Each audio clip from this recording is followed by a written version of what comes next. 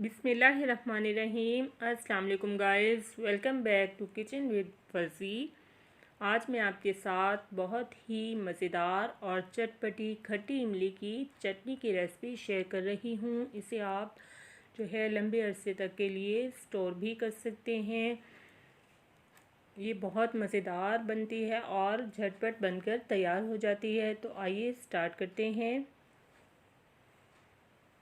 खट्टी मीठी इमली की चटनी बनाने के लिए हम जो है इंग्रेडिएंट्स देख लेते हैं कि हमें क्या क्या चाहिए। यहाँ पर इमली का पल्प मैंने लिया है 100 ग्राम मैंने इमली ली थी, जिसे 1 कप पानी में भिगोकर मैंने 3 से 4 घंटे के लिए रख दिया था और उसका छान कर मैंने सिर्फ पल्प निकाल लिया है। गुड़ मैंने लिया है तकरीबन 3 से 4 टेबलस्पून। थोड़ा सा मैंने लिया है नमक और चाट मसाला मैंने लिया है हाफ़ टी स्पून। काली मिर्च का पाउडर मैंने लिया है 1/4 टी स्पून और ज़ीरा पाउडर भी मैंने लिया है 1/4 टी स्पून। यहाँ पर कॉर्नफ्लोर मैंने लिया है 2 टेबलस्पून, जिसे हम लास्ट में ऐड करेंगे। सबसे पहले हमने एक सॉस पैन लेना है और उसमें हम इमली का पल्प ऐड करेंगे। अब इसमें हमने 1 कप पानी ऐड करना है।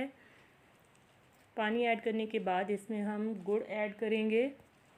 गुड़ की जगह आप चीनी भी डाल सकते हैं। अब जी इसमें हम डालेंगे चाट मसाला, काली मिर्च और ज़ीरा पाउडर ऐड करेंगे। अब इसे हमने चूल्हे पर रख देना है और फ्लेम को मैंने ऑन कर दिया है और इसे मीडियम टू लो फ्लेम पर हमने गाढ़ा होने तक पकाना है। इसे पकाने में तकरीबन 15 से 20 मिनट ऑलमोस्ट लगेंगे।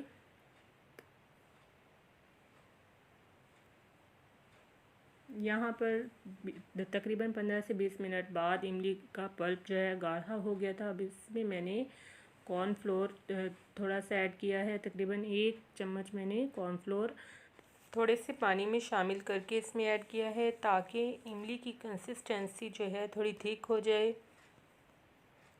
यहाँ पर बहुत ही मज़ेदार चटपटी खट्टी मीठी इमली की चटनी हमारी जो है तैयार हो चुकी है। अब हम इसे बाउल में शिफ्ट कर लेंगे ठंडा करने के लिए। इस इमली की चटनी को हम पकोड़े समोसे के साथ भी खा सकते हैं और चना चाट में भी ये बहुत मज़े की लगती है। इसके अलावा इसको हम शकरकंदी, जैसे आजकल मौसम है, उसके साथ ये बहुत मज़ेदार लगती है। Thanks for watching my video guys. अल्लाह हाफिज़, टेक केयर।